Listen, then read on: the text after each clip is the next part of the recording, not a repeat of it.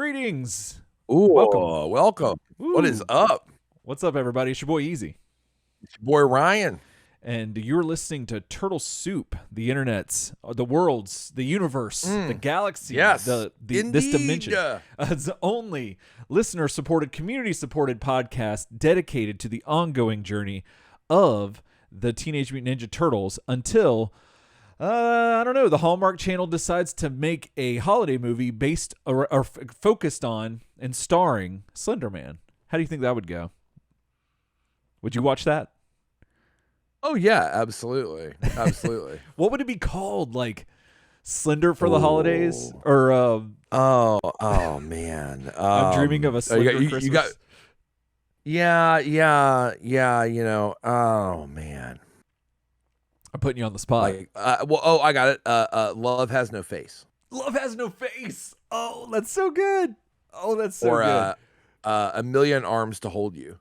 I can't remember how many arms he's supposed to have. It's like a bunch of arms. It's like 8 so arms good. or whatever. Like okay, 8 arms to hold you, which is a Beatles thing. It is, but still, I love it. I want some more of it. Who would be his co-star? Like, who would be the love? Who would be on the other side? Yeah. So if you're going Slender Man, I feel like you have to stay creepy with like the love interest. So I'm saying like Evan Rachel Wood. Oh, okay. I was gonna say, and it's all very blue. Like the entire movie shot like Mel Gibson's Payback. So it's just like black and blue, like colors. Like that's like all it is. It looks like it looks terrible. Oh, okay. Like it looks like every DC movie. But that's kind of how it'd have to look. And I can see it being pretty great. Oh, I can too. I would go with I'm gonna go with Parker Posey. And the movie's gonna have a little bit of a trains, planes, and automobiles vibe. Like that's okay. I can totally see that. All right, so I was going more like unsettling. You're going more. No, I mean, Catherine Hara would be good for that. Oh, absolutely. You know, I think she could play it really well. She wasn't in that, no, was she? No, I don't think so. No, because she could have been. She was in a lot of stuff. I don't know all of her extensive history, but yeah. Well, you know what history that'd be pretty great. You know what history we do know? We do know the Turtles' history. My God. Quite vividly. And even though we have been not dropping as many episodes, it's still in our heads, everybody. It's still there. It's still there. We can't help it. Yeah, it does. It doesn't go away. But and thankfully, hopefully, neither of y'all and here on the podcast or here on YouTube. So thank you to everyone that's watching, and be sure to subscribe, hit that bell, and comment, all that fun stuff, because it really does help. I know you get sick of hearing everybody say that, but it really does help. And big one. Oh, real quick, my mom showed me this video. My nieces, they're like 6 and 4 or 5 or something like that. They made a video that on my mom's phone, and it was them pretending to have a YouTube channel because they watch so much YouTube. Oh my God. And they did the whole thing like, hey, here, this is what we're doing. Hit that like button over there and comment all this stuff. And I was like, it was really surreal. But if they know how important it is at that young age, hopefully you the listener now will understand that we are not making this up. It means a lot. And it's one of the key ways to help support the show and show us what you like and what you don't like and all that fun stuff. But if you want to go the extra mile, and get a huge shout out and a big thank you from the bottom of our hearts, you can do that by going to patreon.com, just like Evan Roberts and Mick Lockyer have and have been doing for quite a while. Thank you guys so much. This episode is for and because of y'all. And Evan Rachel Wood Roberts. There you go. I think you'd like that. That rolls off the tongue. Mick Jagger Lockyer. Oh, geez. I love it. So no, I'm sorry. Mick Jagger's too obvious. That's what I was going to say, but I didn't want to put you on Mick Ronson Lockyer, the erstwhile guitarist for David Bowie. Oh, that's right. Tone God. You know what I'm saying? Tone God. Somewhat inspiration for Nigel in Spinal Tap, I'm pretty sure. Oh, also, really? If you watch footage of Mick Ronson playing guitar with David Bowie back, like he played guitar for him for a few records. But Ziggy Stardust, his look when he was touring, he had the tight spandex pants, the Les Paul, that like kind of He-Man haircut, You know Right. what I mean? Where it's like Oh down, yeah. then it kind of goes like that. And he makes these faces when he plays, like still fake. And it is like it. You could totally tell. I think that they really took a lot of inspiration for Nigel's character, from Smile Tap from Mick Ronson. Mick So that's your Ronson. Mick Ronson. Okay, let me see real quick. Oh yeah, I can see that. Yeah. If you watch, there's a really really good. It's actually just good to watch. A concert recording that they took of Ziggy Stardust era Bowie. Like Yeah. I think they played the Hammersmith Odeon, I think is what the place was called. Yeah. And it's like a whole live show of them. Oh, And okay. in that era, man, Trevor Bolder on bass, like I mean, it's like God tier. It's like that band that did Ziggy Stardust is touring. And you see so much of his stuff. And it's really great to watch. But yeah, like Mick Ronson's classic. So McLaughlin, that's your namesake. Yeah, I just saw a picture of him of Mick Ronson playing. Let's see, it says Classic Rock May 2021, but I think that's just the page or whatever. But it's a picture of him playing. He died in the 80s. I'm pretty sure. Right, and this photo is in black and white, so it had to have been in the 80s. Yeah, and of course. Right, yeah. But he's like doing that squeal on the guitar, that wow, yeah. And yes, but he's wearing. Yeah, but the shirt he's wearing is like a long sleeve shirt, and it's got just a bunch of eyeballs on it. It's very surreal. It's very trippy. But he has a record. Yeah. He did a solo record. He sadly died, I believe, of cancer, like way too early. Shane and he has a record called a solo album called "Play Don't Worry." That my brother Shane and I like to kind of I don't say make fun of, but josh at. Oh, of course. Because the first track is called "Don't Worry."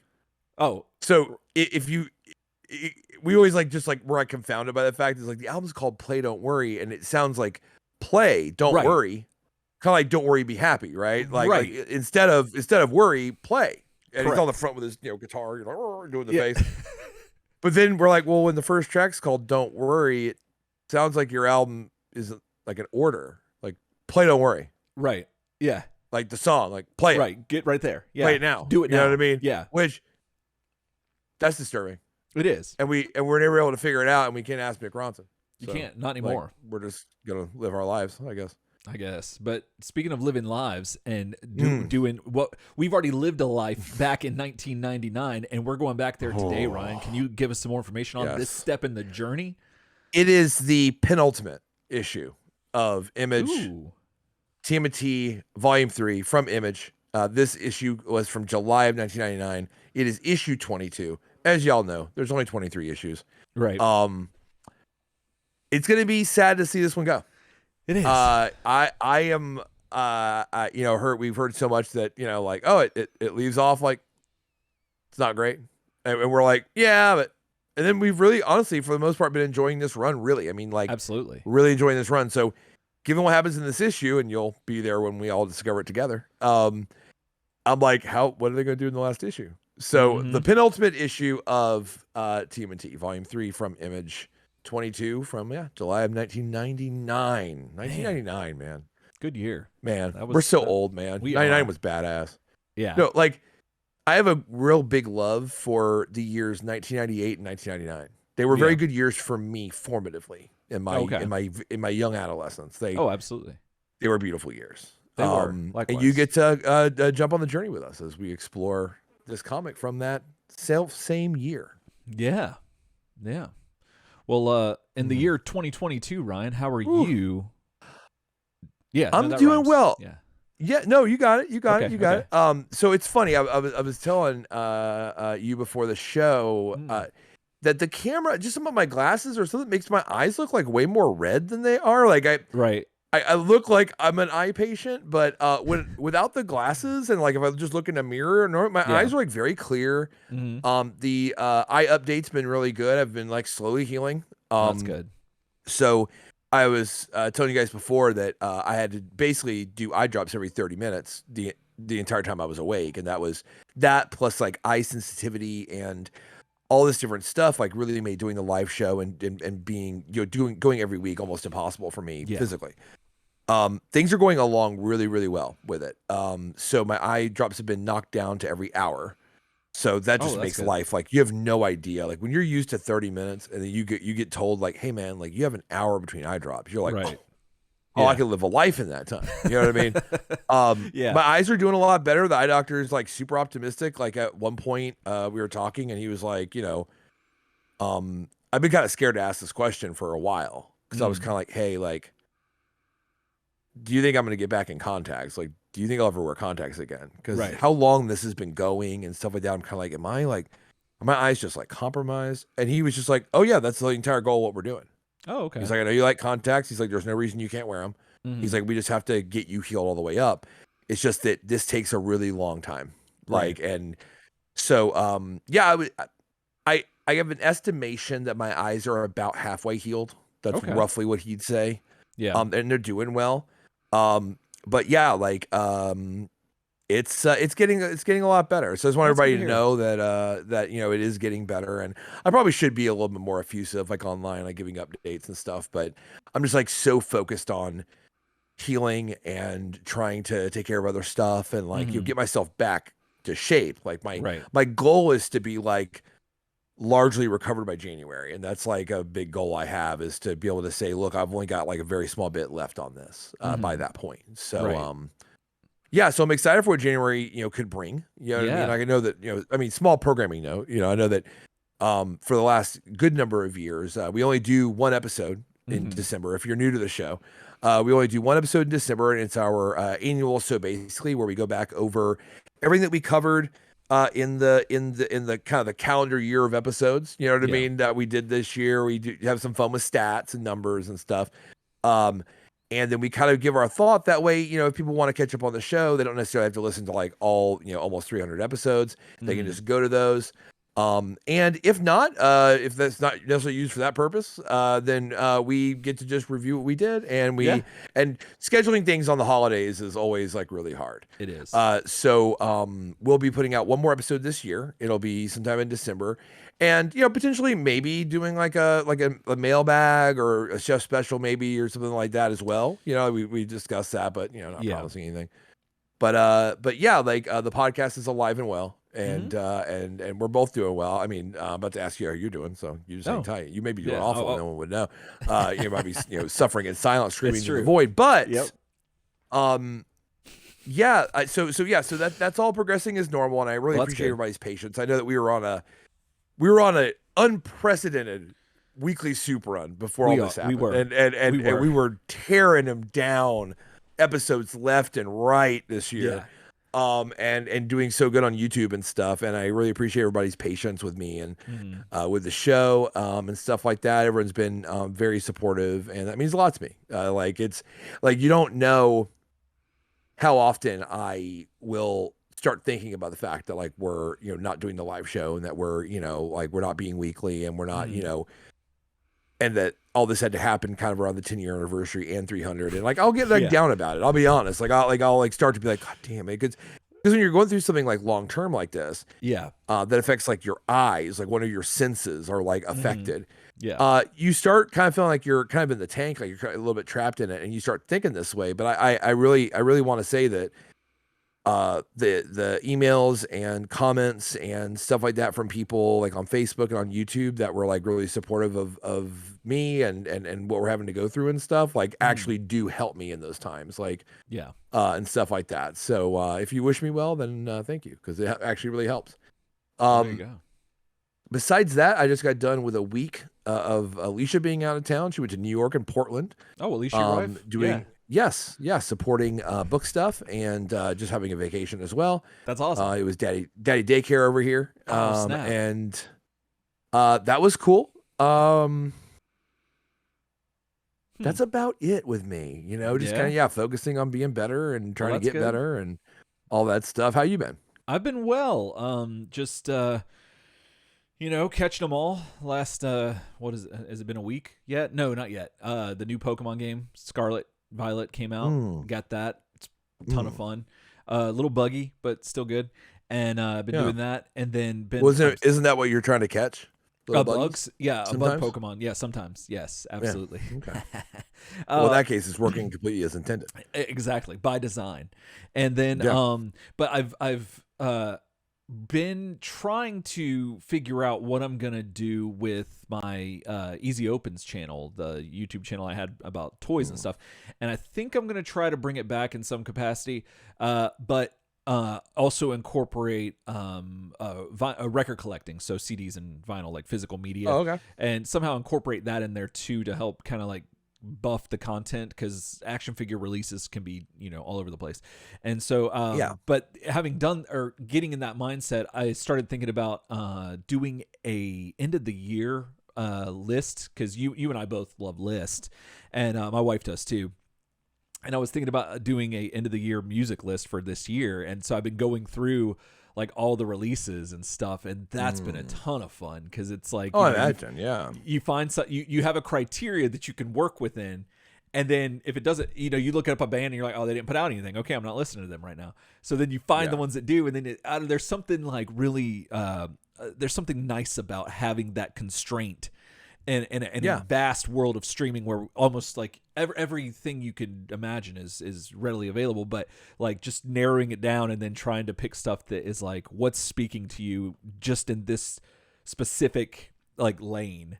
And I've been really enjoying that a ton, finding new bands and finding old ones, rediscovering ones that I had forgotten about. So that's been a blast doing that. But then and then I got the message from you on Sunday about JDF passing away, and that was that was so that's I don't think I realized what its effect on me was, but like the last 2 days have been kind of really weird. This is he passed on Sunday, and we're doing this on a Tuesday night.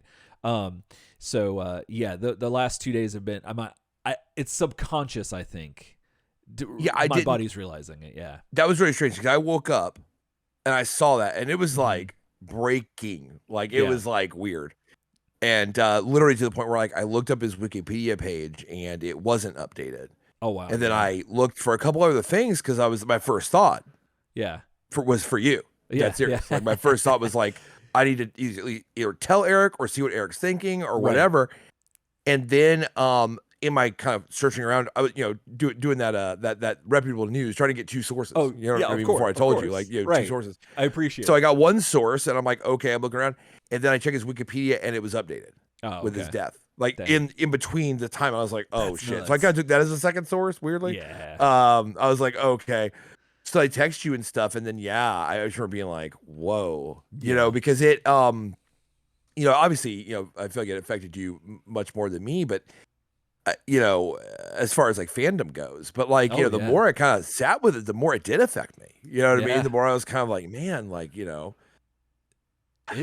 it's weird, because I've heard good and bad things about the guy. Like I've heard fans talk about how awesome he is, and I've heard fans say he's not, which just makes me think that he's a person like anybody. And like absolutely. Job, he's an actual person who sometimes he's not on the best side didn't wake up on the best side of the bed. I mean, like, precisely.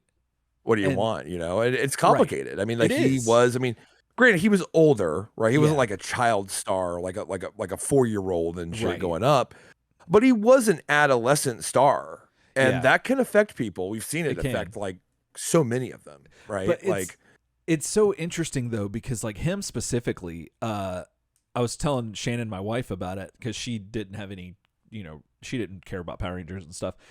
She didn't know about that flute.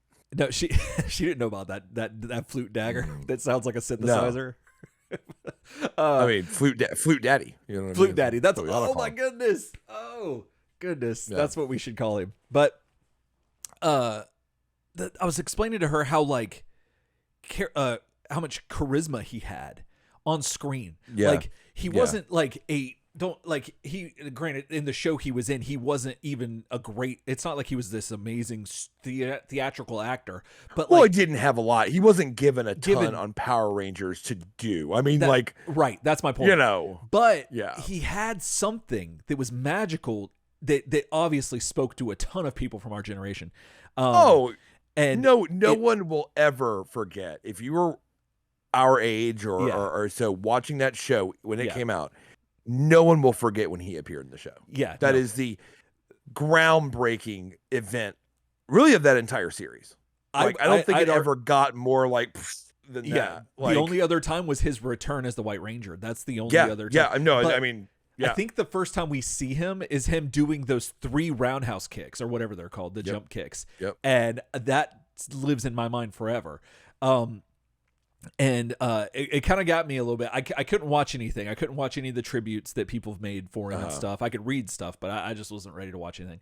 But I saw that Amy Jo Johnson, who's Kimberly on the Pink Ranger in MMPR, and then she said something, made a video, and then the actor, forgive me, I don't remember his name, but he was the Japanese actor who played Barai from Super Sentai, the Green Ranger. Yeah. He made a whole post about it, and I'm like, that kind of was like, oh goodness, that almost got me like feeling it, because that was my other thought, was like, man, he was awesome too, but like, he's still living. So it's just neat to see that, like, even though, because I know that Sentai can sometimes be weird with Power Rangers, and like there's not necessarily animosity, but it's just a little weird. Yeah. But it was nice to see that there was something nice to be said about him, and so that I didn't realize it, but I think that the last few days, like, it was just like I never really I don't think I've fully experienced something like this in this situation yet. I might have in the past, I don't know. But the way it hit me this way was very strange. I was in a weird mental state the last 2 days, and I think it had it's so different because of that.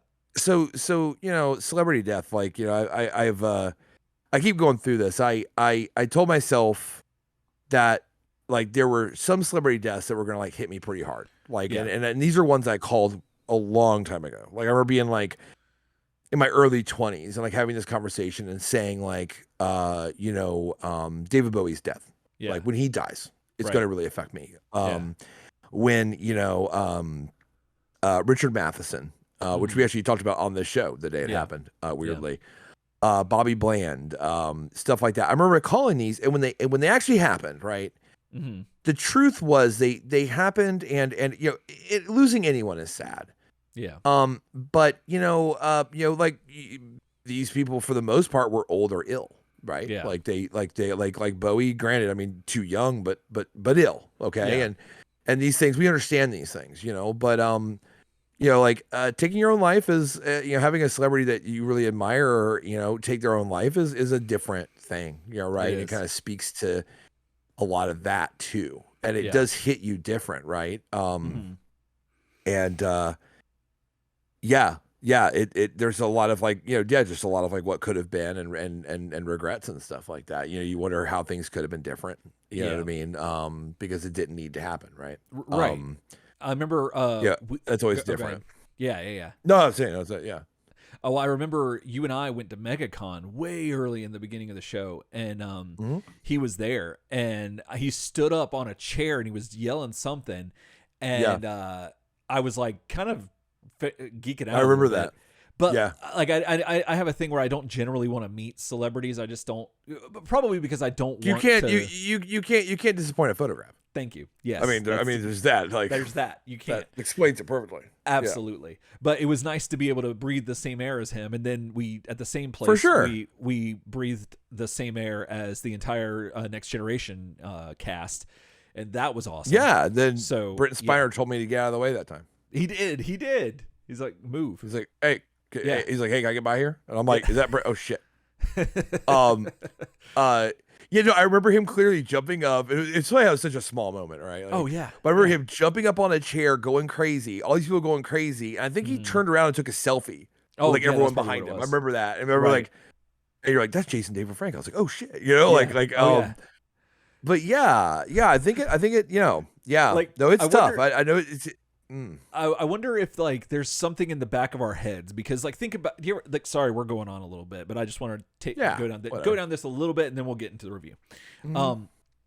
Okay, so I've been having a conversation with my mom. We always talk about weird philosophical stuff and all this stuff, and she was explaining to me how one of my niece's friends aren't going to be celebrating Santa Claus, and how that led into a conversation about whether or not kids can understand, because, like, I could understand the difference between Jesus and Santa, and I'm trying to explain to her that kids can understand all of that, because because then if you say, well, you get Santa too, well, then how do you explain white Santa and black Santa? Are they the same Santa? Regardless, I'm still confused about not celebrating Santa Claus. They don't Is this want a keep Christ in Christmas? Like we won't do Santa kinda. Claus is going to be Christ presents or something? No, Like they probably I'm still not do aware. presents, but it's probably along the lines of people not wanting to just think that let me think. They still do everything the same. They just don't want them to perceive that, oh, this character that's I can't see and that might be fictional or this fictional. Oh, so it is a conservative Christian thing. Okay. It is, but I don't think it's as I don't think the way that then knowing from what I know of these people, it's not like a nefarious thing. I guess I think it's more of a line. I don't know. Regardless, but the point that I was trying to make to my mom was that like kids can still understand all that.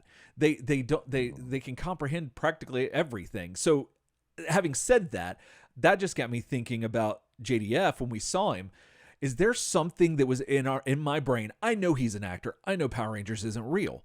I know that he could not morph. But in my small brain, the fact that I'm seeing the man that's morphed into the green, white, red, Yeah. and black Rangers, there's a small chance that he could. Like it's not likely. No, I understand. I feel Okay. that way about at that same con where we were able to be exceedingly close to Patrick Stewart, like way Yes. too close Right. for someone who didn't pay Right. for the honor, and I think a little part of my brain Yeah. thinks of him as a Starfleet captain. Yeah. Okay, Like cool. him. Okay. Like yes, Patrick that's Stewart. Yes, that's what I'm thinking. That's what I'm saying, yes.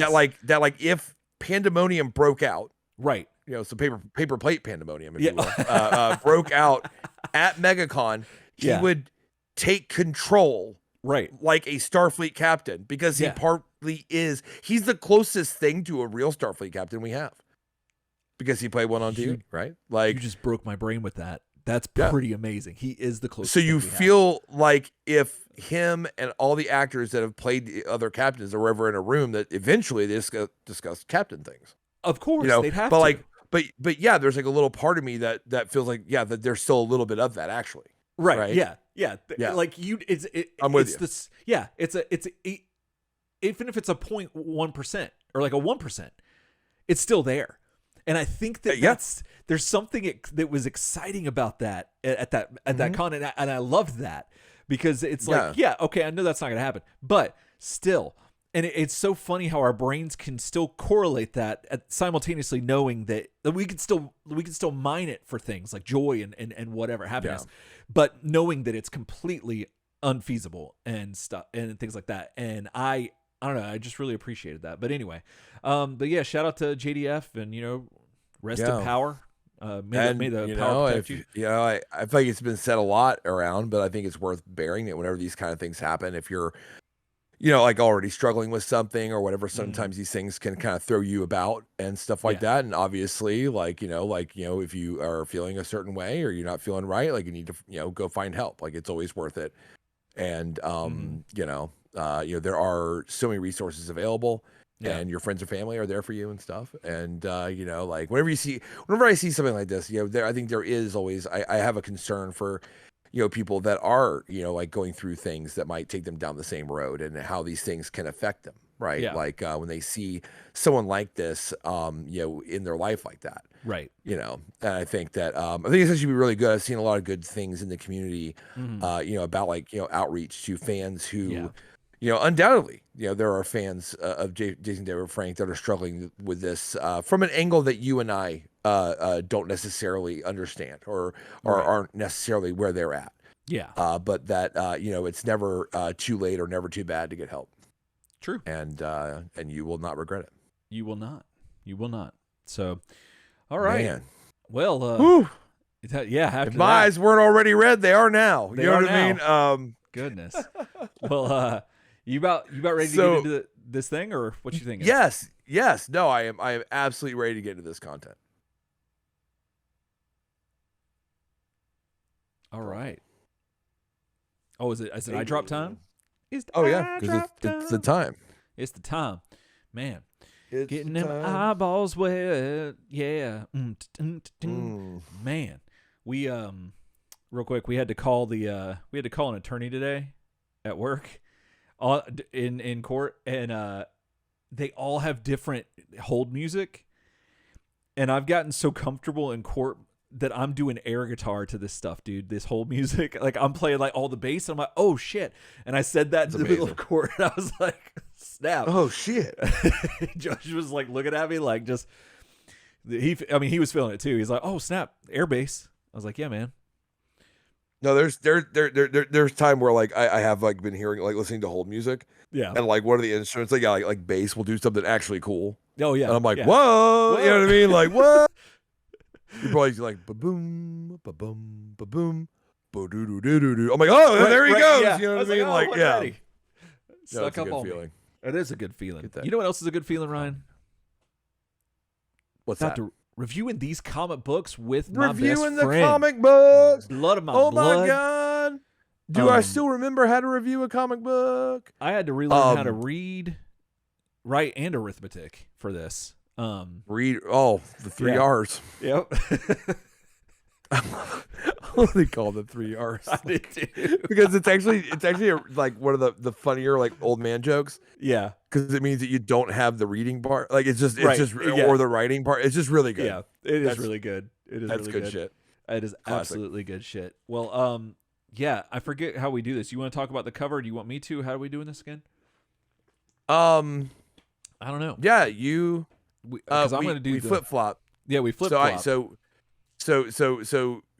What do you think of this cover? Oh Jesus, God!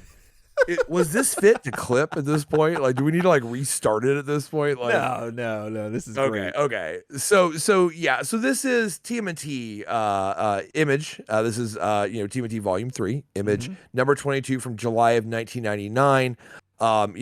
It was $2.99 back in those days. It was $19.99. This comic was $2.99. You know what I mean? Gas was what the hell ever, 0.09 cents. Yes. And it was just a whole 9 yards. Everybody, it was $9.99. You know what I'm saying? It was crazy. Like it's like Mark of the Beast, maybe upside down. Who knows? And it was crazy. I think I was partially the Beast in this year. So Eric, what do you think about this cover, my man? I love it. I love the stark contrast between blinged out Lady Shred and can we get it on screen? Is that a thing we can? Oh get it snap! On screen? I'm so. You know what I'm saying? You got fired up. About to say it's been a minute, y'all. Yeah. Before you start describing Chrome Dome, you gotta let people see. There you go. I totally did not even think about this looking like Chrome Dome, but you are 100%. Oh, it just looks totally like Chrome Dome to me. It totally looks like Chrome Dome. Absolutely. I never even thought about that, but yes. We got Lady Shredder chrome domed out. And then you got Shraphiel just looking like a bag of chips just being thrown off just blown in the wind. I don't understand how he has Shredder's arms stuff and leg stuff, but then also Lady Shredder hasn't. I don't fully understand it either, but if you think about it, there was multiple armors. There were. So yeah, but still, it seems unlikely. However, this is I like the contrast of the colors. I love the masthead and all that looks great. That purple masthead reminds me of the purple Sweet Tarts. Oh, it's like the same color. I can taste it. I can taste that. Oh, I can taste. Yes. I can taste that. It's like right there, just in my mouth. It's right there. Oh yeah. And Raphael's just looking like dang old piece of toast hanging off that side of that building right there, and it's wild. So yeah, what about you? Are you feeling this? No, I think it's a cool image. If you have your fly off the shelf factor, I think it's got some of that going for sure. Oh, it definitely does. Yeah, definitely. Like the first thing I thought when I just opened it up was like, oh, it looks like Chrome Dome. That's cool. Yeah. The big part is the Colossus legs and arms. It's a big part. That was the thing in the 90s. It was like, you're going to have your legs and arms covered in that. Yeah, definitely. And like that's going to be able to breathe. That's and what move. that is. Yep. Sorry, I wanted to get you all right? Yeah, no, I'm good. I wanted to grab the actual trade that we have, or it's a trade because it's not hardcover. Mm-hmm. I wanted to get that to see if there's any difference in that cover and how it looks. No, it looks about the same. The one that's in here. That's the Yeah. But they did. I think they redid it, and it's a different cover now. But for the Urban Legends that they put out, yeah, yeah, it's neat. But I still like the original covers, I gotta say. But anyway, this is again. You said Frank Fosco and Eric Larson, colors by Ruben Rude and iHawk. That's who did all this, and You're reading the credits? What? Because for the thing, credits. What? You read the credits. I know. This is all over the place. It's like, what happened? What are you doing? You've never read credits for a comic in your life. I know. What is happening? I don't know. I was thinking that that we were missing something, but it's there, so never mind. So. Oh, I mean, it's not in Cool Uncle's copy, but I got it. I got it okay, good. Right here. I was just double checking because I know. I figured. Part of my job. I know. It's like I'm being replaced by a robot or something. So like, I feel like this is like nightmare. It is like a nightmare. It's like a nightmare. It's like a nightmare. Oh. So yeah, your cover artist was Frank Fosco and completely in the issue. This is written by Gary Carlson, pencils by Frank Fosco, inks by Andrew Papoy and Mark Heike, letters by Pat Brousseau. The editor was, of course, Eric Larson. Editor-in-chief Garrett Chin. So we move on to our issue. Yeah. So real quick. So basically, don't explain the whole comic. I'm not. I have a tendency to do that. Say what we got right here. I know. So, the turtles have gone through hell and all that stuff, and everything's back to some normalcy. You got Casey and the turtles are living with Casey. Or excuse me, Mikey and Splinter are staying with Casey in April. Casey just got credit for killing all these gators that were killing these boys, and so now he's in some kind of like fame, some like local fame, and we'll see more of that this issue. But in that fight where he got that acclaim, one of the Komodo Dragon boys, they ended up biting off Leonardo's hand, and that's a thing. So that's gone. Then we had a big fight out, like just a whole battle royale with the Turtles, Casey. Let's see, who else was there? Splinter wasn't Leatherhead. there. Leatherhead, thank you. Dr. X. Triceratons. The Triceratons. Sarah was there. Hortus. Yeah. And a whole bunch of people, like just all fighting. And Raphael and his Foot Clan show up, and they decapitate a fallen Triceratops. Yep. Triceraton, excuse me, and presumably Triceratom, if you will. And I hope it wasn't. I think it might have been Triceraton. I think it might have been Triceratom, but R.I.P. But in the excitement of that and the high of that, Raphael, feeling all good about himself, goes home. He gets ambushed by the foot leaders of the Japanese Foot Clan. Yes. And there's a whole thing where he's got to test it and all that stuff like that. So that's going on with him. And then you might remember a character named Pamiko, who was a Kunichi, which is the 9 holes. Yes. She's a female ninja we saw way on in the early issues. She's been stalking around with Shredder's, what do they call the rice hats? The elite ninjas. And elite guard, so they're going to come into play here again. She's already fought with Splinter and tied him up with a telephone cord and all that fun stuff. And so that's pretty much it. Mikey's still hanging out with Sarah, and Donnie's here, still half man, half turtle, half robot. And I think that's where we're going to jump in. How'd I do? Was that better? Was that better than that? Was good. Time? That was very good. Okay. I'm trying to get there. Yeah. So, all right. So we open up on an alarm clock being smashed to just bits, just gone. And this is like 7 a.m. Presumably 7 a.m. unless he's waking up at 7 p.m., which is kind of strange. Looks like 7 a.m. to me. But it looks like 7 a.m. to me. Did you ever destroy an alarm clock like that? Like, do you like this is always a trope in things, but like I don't think it is. Yeah, I've never been like angry at the alarm. I mean, I've been angry at waking up, but I've never broken an alarm clock before. Do you think that the alarm clock factory, they had like a test to be like, all right, let's see how hard you hit it before it breaks, and it's like they make one like too strong and it breaks your hand, or like. Well, I'm just trying to. I always just found that really unrealistic because I'm kind of like, who has that crazy person strength like right when they wake up? absolutely. Yes. Do you know what I mean? Like if you're totally. you're usually like, oh my god, really? Like, you know what I mean? Like your attitude's more like a just stop, like, right? You know, instead of like a like Hulk smash. Yeah. Like I never understood it. And then he wakes up and he goes, huh? And now we're seeing that this is Leonardo, and he's freaking out. And I love this. This art is great. He's just like, my hand, and he's realizing that it's bionic. Yes. So he is not happy about that at all. No. And this is probably typical with most swordsmen, that when you're not happy with something, you cut it off.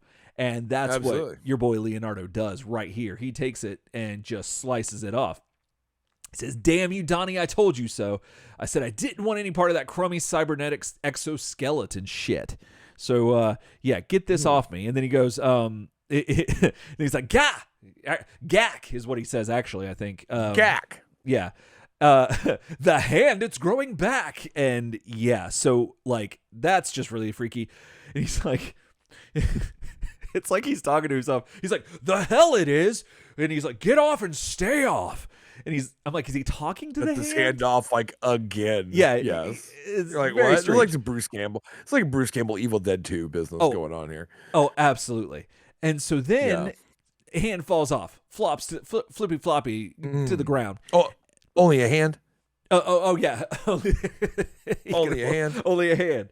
And so then I'm loving this so far. Like, I am like out the gate. This intro, these first few pages are great because now the hand regenerated and it's forming a new me. Well, a new Leonardo, and the damn thing stole his DNA. Apparently, is what he's saying to himself.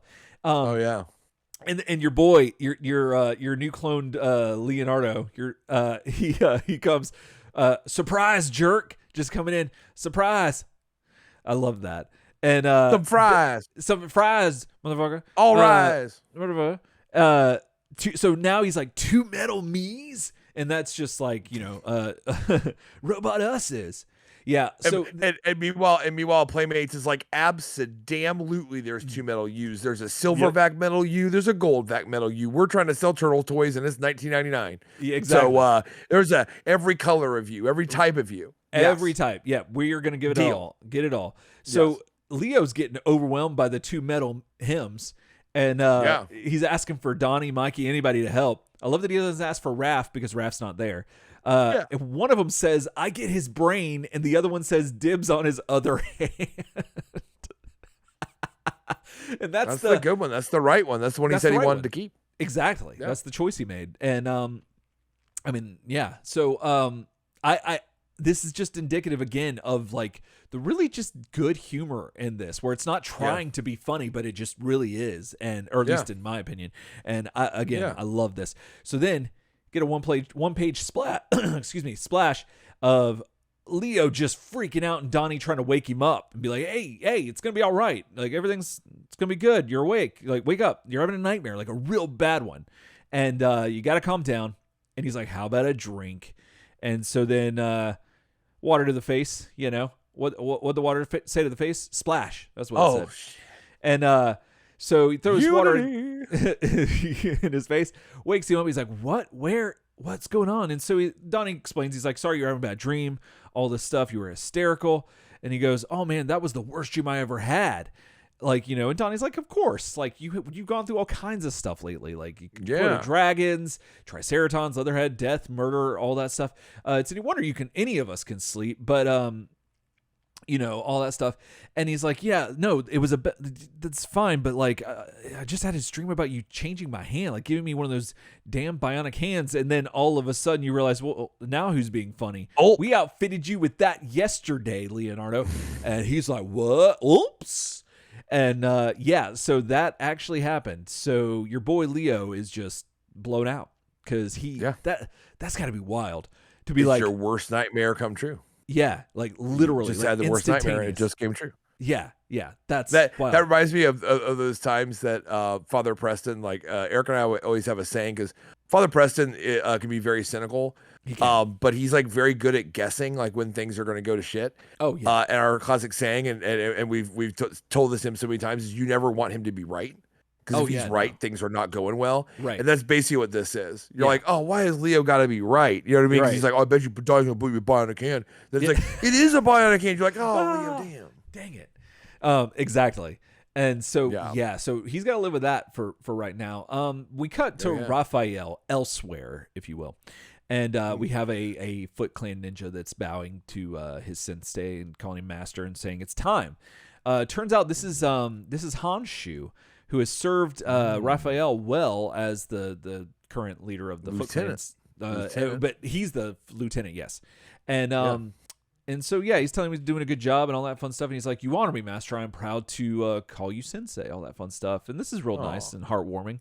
And so they go down to get on the armor. He asks if Raphael's going to do it. And Raphael's like, "No, the armor is a great weapon, physically and psychologically. I want to do it without the armor." And you're like, "What's going on? Like they're going to be doing something?"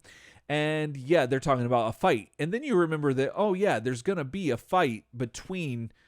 I can't remember if they told us that it was going to be between Pamiko and Raphael. Absolutely. Did they tell us that? Yeah. Okay. They did, because the end of it was basically like, they're like, "Oh no, you've done well," and like, I mean, you'd make a great leader of the Foot Clan, and that armor, I mean, you won that back, and and that'd be great, except for Pamiko. And then she shows up like, bam, bam, bam, bam, bam, bam, bam, bam. And she's like, "I am Shredder's daughter and the rightful owner of the armor," and they're like, "Looks like we better figure this boys," and then they're like, like, bloop, it's the end of the comic. So we knew this was going down. You know what I mean? Okay, cool. I thought we did. I couldn't remember if they totally told us that that's what it was, but you're right. Yeah. So he starts talking again. He's dressing up, really he's just putting on the bandana at this point because, what that's all his uniform is really. So, he says, it gets a little 90s, weird here. There's little enough honor in defeating a woman, even if she is as gifted as, any I've ever faced. That's fun. But then Honshu says, "If she wins, I will kill her, master." And he's like, "No, don't do that. There's no sense in us both dying. You can learn a lot from her," which I thought was great for Raphael to say, because that's a salient point that it is. Why are you gonna? If she beats me, that means that you could probably learn a lot from her, which is what he said. So I like that a lot. And so they make their way down to someplace in the Foot Clan headquarters, and you see these two dudes. I forget their names. They mentioned them last episode or issue, but I do not recall them. But they are the leaders of the Foot Clan in Japan, and they are discussing everything. Talk about the duel will decide who is fit to rule the Foot Clan here in New York, and equally determine who will assume the mantle and legacy of the Shredder, which I don't know. I kind of like the formality of it. That's neat. I get that. But I also like the idea of whoever finds it and can keep the armor, like as if like if you manage to steal it, then you've got it, and then the other person has to get it back. I kind of would like to have seen that. It's a little impractical.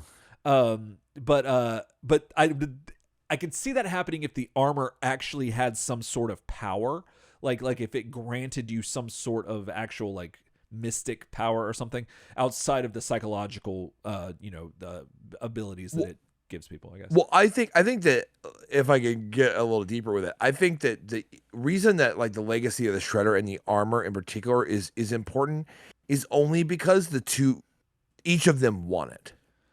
Okay. Like, let's say like you took over the Foot Clan, but you were like, yeah, like I'm not with that Shredder. Like he had dishonor. Like I'm like his armor can rot. Honestly, like I think they'd be here with a different message, but because they both want the armor to carry, they want to carry on the legacy of Orokusagi. Like they don't like, they're both aiming for it. Raph wants it for the intimidation factor and the the fact that it's a fighting tool, and Pamiko wants it because that's her hereditary right. And I think that's why it's part of all this. Yeah, is because they're fighting the sacred claim of it. And with it, the Foot Clan.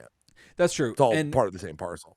That's the other thing. They never really mention it being anything significant outside of just to Orokusaki, right? Like they never mention his armor being like passed down through. I think they might get into it some with IDW at some point maybe, but like I don't even think. I'm sure. Yeah, I'm sure there. But like no, they don't really ever get into that in any Turtles comic I recall. It's more just like now that it's a thing. You see that he had different versions of it, right? We learned that in Image. Like when he's in the arming room, you see that there are several different versions of it, like you alluded to before. That was new. Like he was almost like developing it over time. Yeah. But it seems like it's largely like a symbolistic, kind of like a suit of armor of office, in this case. Yeah. So they're all ready and they're ready to go, and Raph looks like a badass and just ready to go. Looking very Slash like right now for some reason. He is, and so he's ready to go. Pamiko's there just in her lack of clothes. Nothing. Yeah. And, her electrical tape. Yes. She wears occasionally. Yes. Yeah. And again, if you're just an audio listener, she's got like basically like 90s X-Men kind of outfit that's just leather, just it's like imagine the most revealing Psylocke ever got, and then take half of that away. Right. And then you've got Pamiko. And then put her in like a S&M mask with some spikes and then a huge ponytail. Yes, like an Abaddon the Despoiler top knot. Yes. That's basically what's happening. And so so they're bowing and showing each other respect and whatnot, and then they get at it. And she starts off throwing. Wait, I'm sorry. I have to point out this thing. I'm sorry. Okay. What Raph says. What he says, I'd rather be bending the other direction to show Pamiko exactly what I think of this stunt of hers. Yes. And I want to ask you what you mean. What you think he means. So for audio and listeners, they're bowing toward each other like you do in the classic respectful way of honor. He says he wants to be bending the other way. Do you think in the other direction? Do you think that means he wants to be bending where he's bending over in the same way, but he's turned around so his butt is in her face?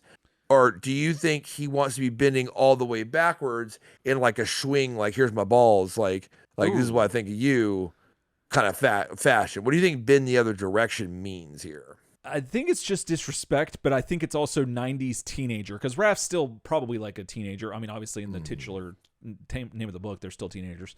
Sure. So I would assume that it would be something crass that's just kind of disrespectful. That's like, here's my front tail from the back. So you think he's going to bend back, not wish he was turned around bending forward to show her his ass? I'm asking about the orientation you think that means. I see what you mean. Not what you think it means. Because obviously it means like, I want to be obnoxious because I think this is bullshit. But he says, I'd rather be bending the other direction. So for audio only listeners, imagine like you and your most, like someone who's challenging you for your friend's pair of pants or whatever the equivalent would be. Your friend's pair. Imagine it's the 90s and it's your friend. It's your dead friend's best pair of Jinkos, and you're both got to go. So you have to fight to the death. So you bend forward, like you often do in Japan when you greet someone with honor. Right.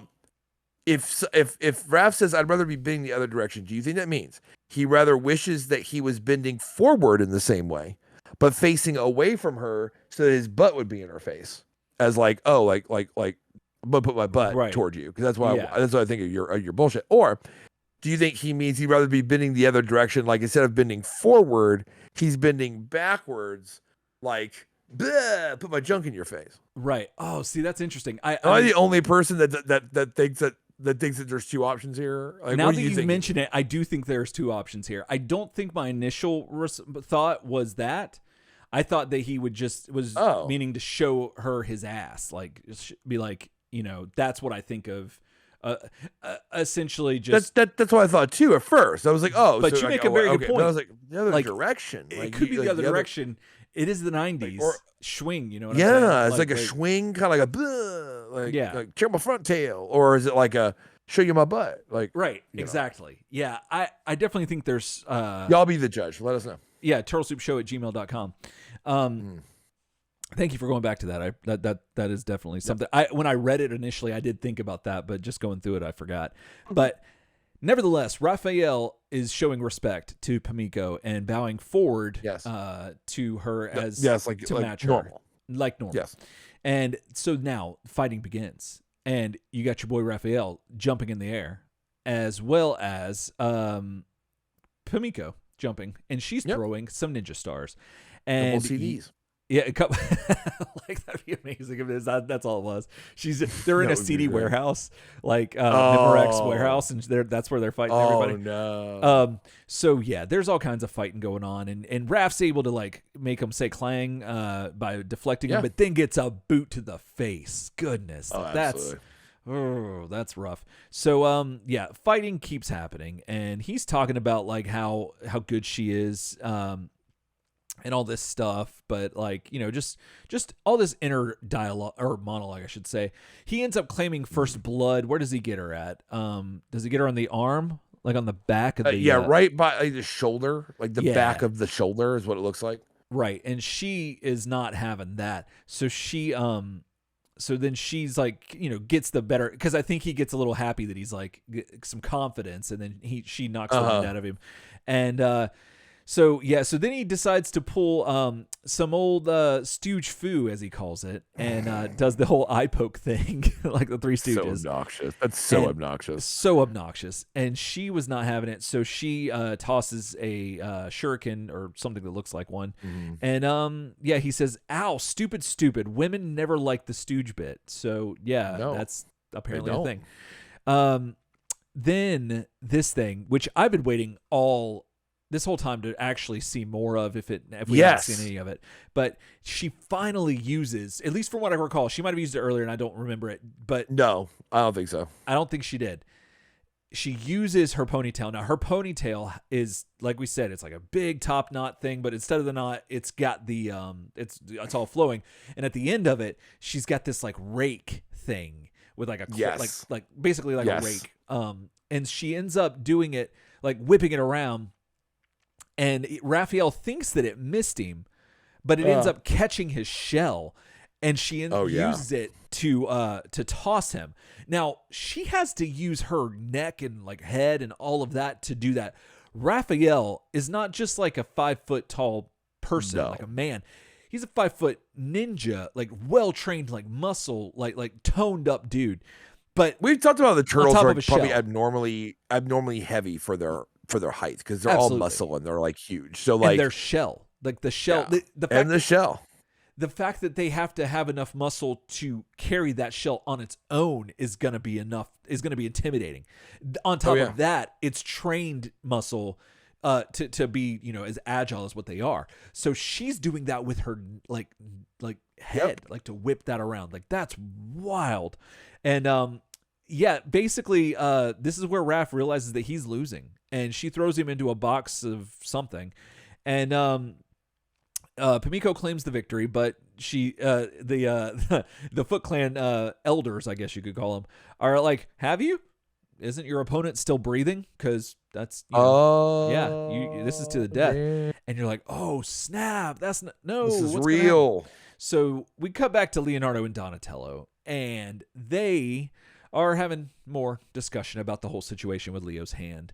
And Leo's trying to make sure that none of the organic living crap that we saw when Donnie first got assimilated from the cyborgs are in this, because that all presumably left with the Changeling. Was that his name? The Changeling, or I forget. Yes. But that was friends with Savage Dragon's friends and stuff like that. And it took off with him, and we haven't seen him since, thankfully. So understandably so, Leo is like really freaked out about this. So hopefully Donnie says, "Cross my heart and hope to die, Leo. We didn't we discuss this yesterday?" Which is a little freaky that Leo doesn't remember having these conversations yesterday. No, he really doesn't. But Donnie explains that it's a simple prosthetic hand. You control it with your arm muscles, and it's strapped on. You can take it off whenever you want. And that's something you and I both have said it many times in our life. Yeah, exactly. Yeah, so he just wanted to be sure. And Donnie's like, I wouldn't double cross you.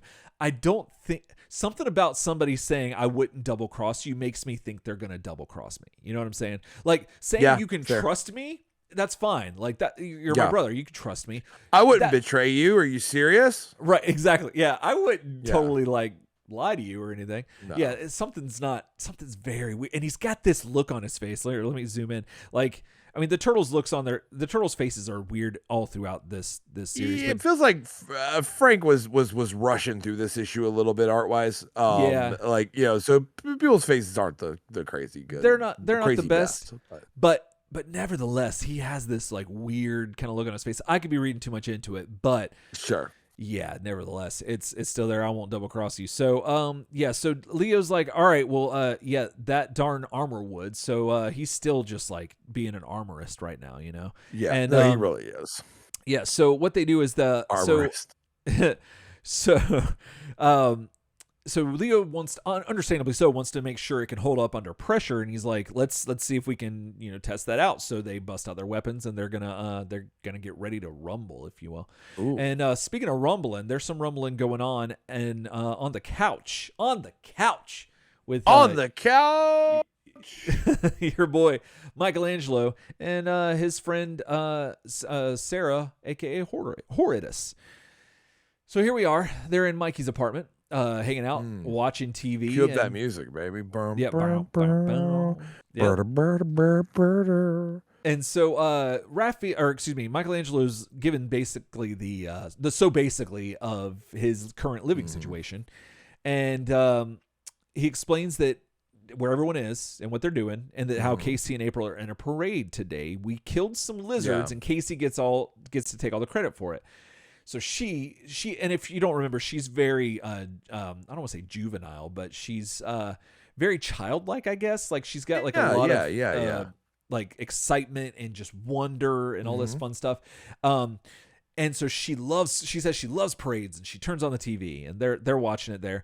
And but she's like, I don't know why isn't Casey wearing his mask? Like she doesn't comprehend that, because all the times that she's seen him, he's worn his hockey mask. And Michelangelo explains it's the secret identity, like how him and his brothers wear masks, which are just the bandanas. You can still tell. No. But she makes fun. But it's hard because she's probably heard that Casey famously once said right before, literally, like going under, getting freaky in the sheets, that he doesn't do nothing without the mask. Yes. I was hoping you were going to recall that. You know what I mean? So she probably knows. I mean, his reputation probably precedes him. So she's like, why isn't it on now? I think that Casey probably has that like in kind of like a live, laugh, love thing on his wall. Yeah. I do nothing without the mask, or whatever he said. Yeah. And, or maybe like a sampler. That he stitched, like a little circular sampler, and it says absolutely, like, I don't do nothing without the mask, and like a little gingham. You know, and it's got the mask on it too. Like, that's amazing. I could totally see him doing that. That would be something that you wouldn't think that Casey would do, but really when he's watching the 5 TV programs of like all the movies, he's got to do something. He's like, you know, and there's probably another one that says like, if April ain't happy, ain't nobody happy. Another sampler says that. definitely does that. So Horridus continues to say that Casey is cuter without his mask. So I wanted to ask you, do you think he's cuter without his mask? Cuter? Yes. Yes. Because Casey with a mask ain't cute. He's cool. He's cool.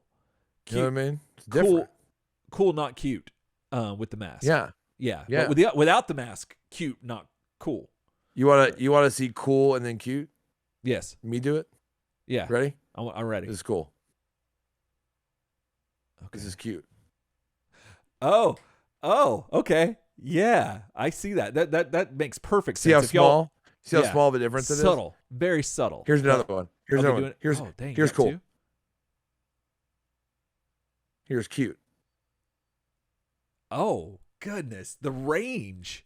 Like, wow. Yeah, I know. It's a lot to take in. Goodness. Like, audio listeners, you need to come over to YouTube and like and subscribe. I mean, that's a YouTube exclusive. I don't know what to tell you. That's what it's here for. I mean, we got so tired of keeping this all to ourselves. That's why we started YouTube.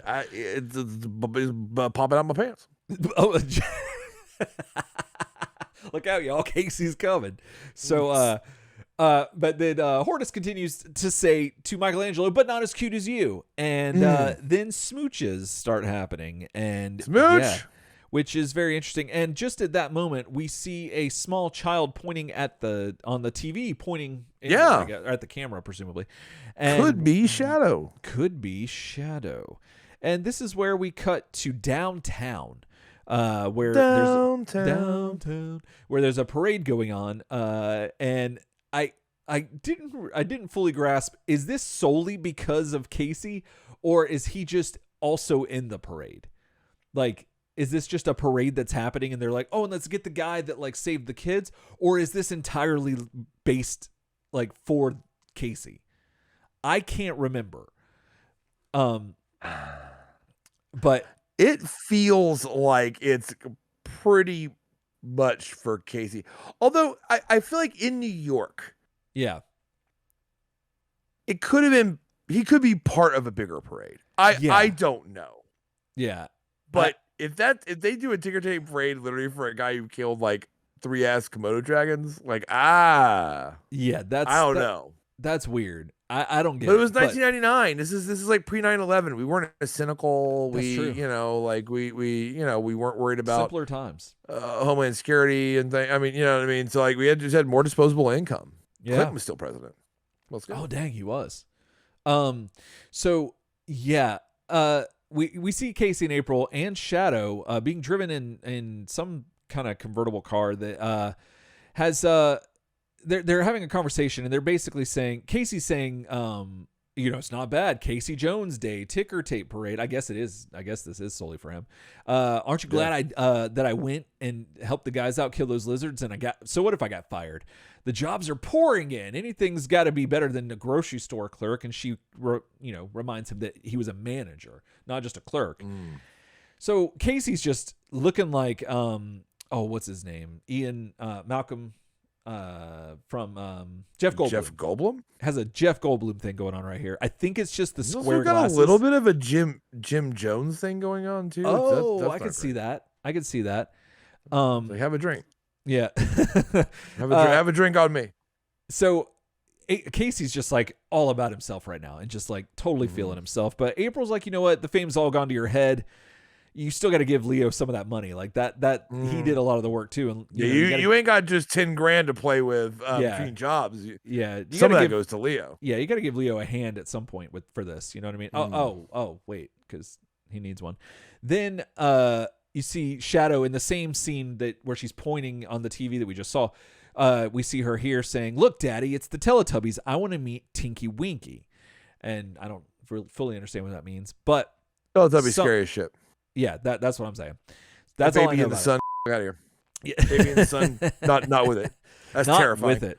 That's terrifying. It is. They're terrifying themselves. But that baby in the sun used to scare the shit out of me. Oh, absolutely. And I was like damn near a man, and then that shit still scared me. Still scary. Yeah. Still scary. Not cool. So what's also scary is seeing the look on this dude's face, which I forget his name, but he is the old. I know we're horrible right now.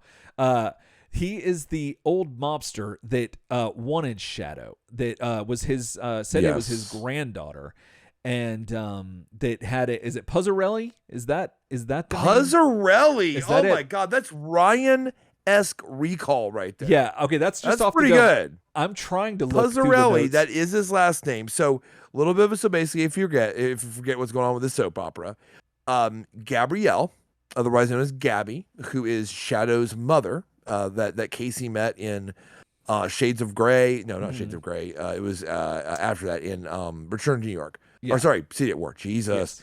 Yes. In City at War. Now remember, she is not Casey's baby. Right. Gabrielle was already pregnant by another guy. Yes. Casey kind of moves in, and when Gabby dies in childbirth, Casey adopts Shadow as his own. However, we find out that Gabby was the daughter of Mr. Puzzarelli, and had the baby apparently with a mafia guy or something, and then ran away. And that leaves us with the fact that a big arc we had in this Image run was the Turtles and everybody attempting to get Shadow back from Mr. Puzzarelli, who had kidnapped her in a very creepy way. Yes, absolutely. And use the Foot Clan to do it, and that's how Raphael gets mixed up with all that and in the crossfire. So he's here, and he says, Joey, they're across town, I should say. Get your butt in here. Yes. And he's holding up a framed picture, presumably of Gabrielle, or excuse me, of Shadow. And yeah. And he says, it's my granddaughter. Like, we gotta get her back. Like we found her. Like, oh my goodness. Because this was like a whole thing where Raphael goes back to him and says that, like, you know, this is it. We're done. Like, leave her alone. Like, we're going to leave you alone. You're not going to get her back. And he was agreeable. Yeah. So now it's like, oh, my goodness. Like, this was... And I had to think... I guess you could chalk it up to... I could see Casey not understanding this. April not getting this, I think that's a plot hole. Like, that's something that she should have caught. She should have known that they were going to be in a parade going through downtown or through New York. There's going to be cameras. Why would we? Yeah, and if Shadow's there, I mean, your question is Shadow shouldn't even be there, frankly. That's the point I'm making too. Just for for a lot of reasons, yeah. And and it's not like you don't have a babysitter. You have 4 theoretically, 5 if you count Splinter. And well, I don't know, man. You don't want to like crush it like Mikey's game, man, because he just got done with all that dumb shit, and he's trying to like get with her, and then like Donnie and Leo like trying to give him the old Luke Skywalker hand, and he doesn't remember it happening, which is weird. We had a dream, but it's real. That's a problem. And of course, Raph's MIA, and then who knows about I guess Splinter, but he's like still like really messed up from his fight with Pimiko. So that's true. But to watch a child, I mean, and well, I guess to your point, I think that the last time Michelangelo was watching Shadow, she went, and disappeared. And technically, Michelangelo was not as nearly as distracted as he is now. That happened. That's true. Also, that's a good point. Also, like the last time either one of them let her out of their sight, this happened, which might be why, you know what I mean, they decided to, you know what I mean, keep her around. Oh, okay. Oh, that makes sense too. So it's not. So I guess I can forgive it a little bit more than what I had initially thought. What's kind of neat is like the TV from where Puzzarelli's like checking it out to see if it's her. You see her actually meeting the Teletubbies. Meet one of the Teletubbies who looks like a mutated Grinch, but yeah, it does. It looks like the Grinch and one of the Bowsers had a baby. Oh my goodness! It I can see that. Because doesn't that look somewhat like the female Bowser? Oh, you're talking about Wendy? Bowser? Sure. Wendy Koopa? Yes. Wendy Koopa. I could see it a little bit. Yeah. Sorry, Koopa, not Bowser. Yeah, Bowser you're not wrong. Was Bowser's whatever. Bowser's his first name, I think. Bowser. Yeah. Because the Koopa kids and all that fun Koopa kids. So yeah, So there's that, and I guess at this point I could throw it to you if you're ready. Are you ready? Yeah, there's a few pages left. All right, I'm gonna throw it to you. So back at the place to be, which is the old Oriental Theater, not a word I would use, but you know, they are Foot Clan hideout. They are still duking it out. I remember they were like, Pimiko, gotta kill him. Because, you know what I mean? It's one of those like things where it's like, we saw you kill somebody and you did it for us, and now you like owe us and all that good. Yeah, it's like mafia shit. It's a thing. Pimiko goes for it. Mm-hmm. This is an important thing. It is. Pimiko's like, all right, he's down. That's it. And they're like, what do you mean down? You're going to kill him? And she's like, yeah, sure. Yeah, because, the council, Raph says the council wants blood and Pimiko is prepared to deliver it. Well, I'm not prepared to donate my blood. I'm going to get out of here. So he like rolls around, does all this shit, kicks her in the leg. We hear a crunch. Sorry, a crunch, which is effectively her knee breaking in sideways, I assume. Yeah. And she drops her blade. Your boy grabs that top knot. He's probably been wanting to grab her by that top knot since he met her. He's like, absolutely. I want to grab that thing and yank on it. Because number one, what would that, how much, like, how would all that hair feel like? That probably feel kind of cool. And probably. You got me in dang old shell with top knot. So I want to yank on it. You know what I'm saying? So, and then maybe other implicated reasons he might want to yank on the ponytail. So then he gets it. And it's kind of cool. He goes all the way up to like kind of where the top knot is, coming out of its braid on top of her head, yanks her head back, exposing her neck and her tender throat. You know what I'm saying? Which is probably covered in muscles. Like, probably not a tender part of Pamiko. Yeah, you know what I'm saying? No. Even her throat is probably a muscle that, and we talked about with doing the woo woo, right, like swinging with the head, like that neck. I mean, you might need an axe. You might need, yeah. That's so you see him say, "You want to play for keeps, Pamiko? Fine by me." And you see this snicked sound effect. Now I want to say he performs this maneuver with the blade he pulled out of his shoulder, which is pretty that's great. right. It's like, yeah, use your own blade on you, right? Yeah. And you think like, oh my god, like did he like slit her throat? Like that's like brutal. It's brutal. Yeah. But you get that page flip, son. Ooh. And he cut off the top knot. I play by my own. You know rules. what I'm saying? He played by my own rules. Man, this fight is over, and she'd be dead if I wanted, but I don't. And this is the best part because you're. This is where Raph is like, you can't fire me, I quit. Basically, he's like, I'm not going to kill her because there's a ton I can learn from her, right? And that'd be dumb. That would be. And they're like, well, our decision is made. Kill her. And he's like, no, I'm not going to do it. And that's my decision. And also, the more I think about it, why in the hell do I let you come up in my house, your weird ass? It's not even vetted. You're just these old, like Japanese guys. I assume you're the council. I don't know who the hell you are. Sure. Let me figure out who I'm going to kill and not kill. Why don't you get your stupid asses back on a plane or wherever you came from and get out of here because it's my Foot Clan. How about that? And they're like, "Oh, your Foot Clan? We'll see who they take orders from." And then they order the Foot Clan boys to kill the turtle. Meanwhile, back at the love nest, you know what I'm saying? There is an owl smooch teehee smurp ooch going on. Ooh, that's Smurp. That's Smurp. That's the one that and the ooch. The Smurp's the one that should send you right through the roof. Really. That the Smurp, but then the ooch. Oh, that's the one that made me feel weird. See, you don't know. Well, I mean, the funniest part is that she's like the owl because she's like covered in spikes. That's actually super funny. Oh yeah, that's absolutely. Because it is. Getting frisky with her has to be like running through a cactus field, like just running through every cactus. Yeah, and being like, I'm not gonna get hurt. I don't think. I'm pretty fleet of foot. Let's see. Right. Yeah. Especially like your front and tail, like I don't know how. Oh yeah, there's a lot.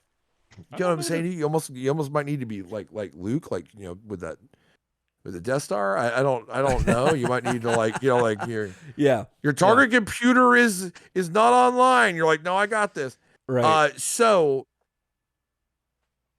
whack comes the burnt Cheeto, and your boy.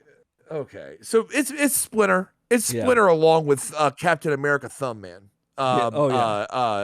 Jelly Bean Thumbhead, Captain America, who we just refuse to remember his name. Something Rock. It's something Rock. Lieutenant Rock or something. You know what I mean? Like, there's only one Rock for me. You know what I'm saying? And it's it's what I buy on the corner. But it's funny because when your boy Splinter, he breaks this shit up with the whack. Yeah. He whacks the back of the couch, however. He says, please pardon this rude interruption, but Miss Sarah has a visitor. And he was like, no, like you acknowledge it was rude, but you kind of broke it up. You could have been like, how about you knock on the outside of that? I don't know if they have doors in that place. Or you knock on the outside of the outside of the arch into my room. Like, well, this is Michelangelo's apartment. So it's not Splinter's house. So I do kind of like this. Oh. That this is showing a little bit of respect to Michelangelo, being that this is his place. At least that's how I can. You think whacking the back of the couch with a burnt Cheeto is respect? How else would you do that? If you're presumably clear your throat like a regular person. You're talking about Splinter, like who's not a regular person. He's a mutated rat. Bump into the wall like I did with fair. my dad that time. Bump into the wall, hit the closet, bottom of the ninth. Drop everything in your pockets, like step on a Lego, like do anything you got to do. Walking in to at least now it's your presence. It looks. I mean, he's trying to save some face. That's true. That's respect. He could have been talking loudly to this rock character.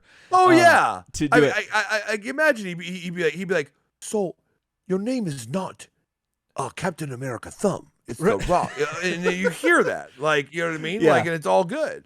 Right. Like, it would have been better if, like, you would have seen them walking up and the word bubble getting louder, thicker,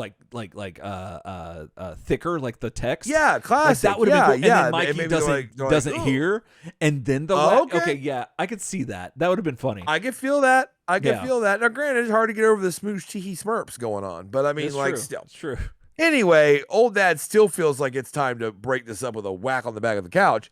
And of course, Captain America Thumb, basically Thumbhead is basically like, there's an emergency and we heard, and we need you, Hortus. Come on, we've got to leave right away. And so she goes to leave and she's like, come on, Mikey, you can kiss me bye-bye. And he's like, oh wow. Like, whoa. And then, I love this because I guess it's sometime later. It's Splinter, playing chess with, Dr. X. Yeah. And he says, you're moved, Doctor. And Dr. X says, perhaps now I'll be able to concentrate. She is easily the most immature member of that species I've ever met. Right. Which is pretty funny. Yeah, because then now that's the first I think we've heard of somebody else besides Triceratops. Besides the Triceraton saying that he knew that she's a Sauron or whatever it is, like another race. Yeah. That comes from their part of the galaxy. Right. So cut back to the fights. Ooh. And it turns out turns out Foot Clan hunks do pull rank because everyone is fighting on behalf of the Foot Clan hunks from out of town. No one is loyal to Raph, not even his boy Hanzo. You know what I'm saying? The lieutenant.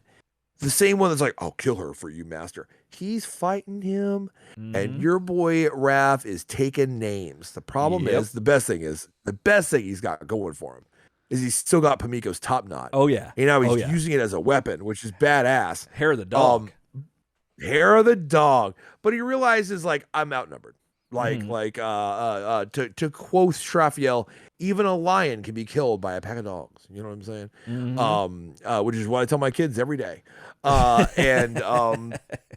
So he's like, oh, the doors are blocked. I got to go up. So he uses it like a little, like a little rope, climbs up and, winds up kind of getting up at the roof where your boy, Shin is chilling. Yeah. You guys remember Shin? He's like the kind of the ancient mystic? healer. Yeah. The mystic, the medicine man, the ancient healer of this branch of the Foot Clan. And this is a guy that's like his most trusted bro. Raph's like, if anybody's with me, it's Shin, bro. He's the guy that brought back Master Splinter or got them to the astral plane to bring back Master Splinter. So he helped out Raphael's family like hardcore. And this is and he's the man, you know what I mean? And whatever. But as he's, Shen like opens up a little curtain. He's like, oh, come this way. He's like, oh, hell yeah, bro.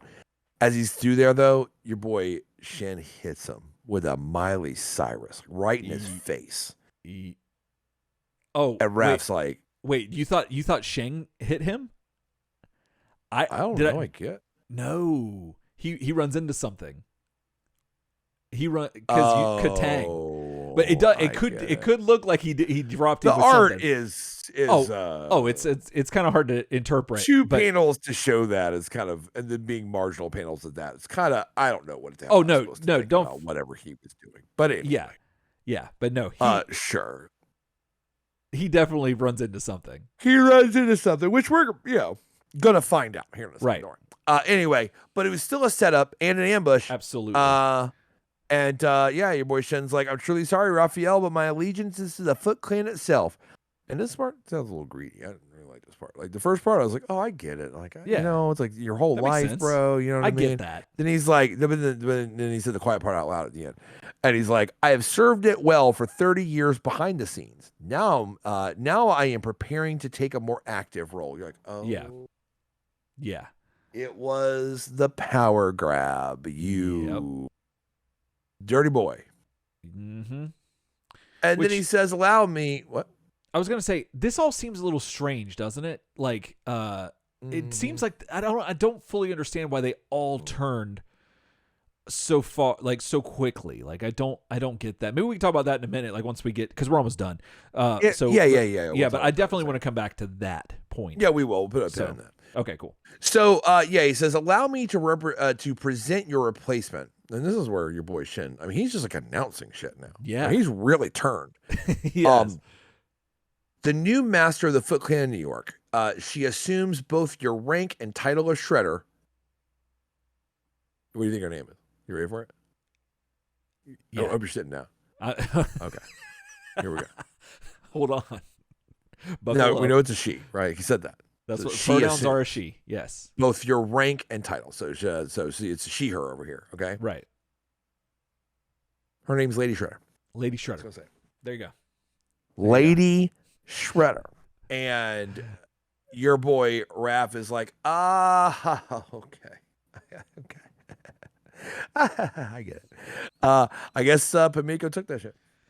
Yeah. I'll tell you what. I mean, that's. I mean, I'm not surprised. And also, I hope you enjoy being a Lady Shredder without your goddamn hair that you've probably been growing your entire life. Right. Because it's a mine. You know what I'm saying? And this is what Raphael ran into. This was behind the curtain. Yeah, this is what he hit his head on. I see it now. I see it now. It's still weird art, but anyway, still weird. So he says, like, congratulations, Pamiko, you win and I lose. How's your leg holding up? And then all of a sudden, there's a voice next to him that says, it hurts like hell, you bastard. You're lucky I can walk, or I'd make you carry me out of here. He's like, what? What? Where'd you come from? And it's Pamiko, who's like crouched, like weirdly like a bird or something, right next to him. And that's when he realizes, oh, damn. And then he goes, but if you... then who the heck is this? And it is Lady Shredder, and it's not Pamiko. Not Pamiko. Just boom, just right there. I'm making a call. I think it's Cry. Oh yeah, I think so too. I think it's Cry. I think you're out of Lady Shredders. I mean, yeah. I mean, how many daughters can one person actually have? You know. I mean, you're only limited by available people. That's true. Really. That's true. In time. That's the big factor here. But yeah, I would like to know, just for the record, who's had the most children. Like, in general, like one man. Like, isn't it Nick Cannon at this point? You know what? Actually, the answer has been solved. Yeah, the question has been answered. The mystery solved. Thank you. Yeah, so much for that. Right, you're welcome. Thoughts. Yeah. Let's go to the Foot Clan question. Okay, yeah, back it up. Yeah. What do you think? Why? So restate your question for the crowd in case they forgot. Okay. So backing it up, Raphael rebuilt the Foot Clan. So Puzzarelli, the guy we saw his granddaughter, that his crew came in, slaughtered the Foot Clan. Yeah. What the remnants of them after Shredder obviously had been long deceased.